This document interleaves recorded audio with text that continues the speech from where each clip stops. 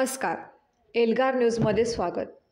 आरग तालुका मिरज येथे राहणाऱ्या अनिता विजय कुंभार या महिलेचे बसमध्ये विसरलेल्या पर्समधून दागिने लंपास करण्यात आले.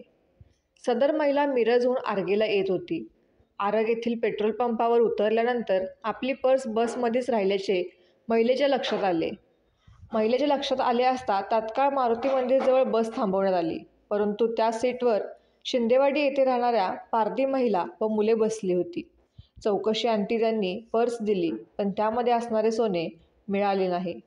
2 मुले बसमधून उतरून पळाल्याचे काही लोकांच्या निदर्शनास आले. घटनास्थळी तात्काळ मिरज ग्रामीण पोलीस आले, पण हाती काहीच लागले नाही. अधिक तपास मिरज ग्रामीण पोलीस करीत आहेत.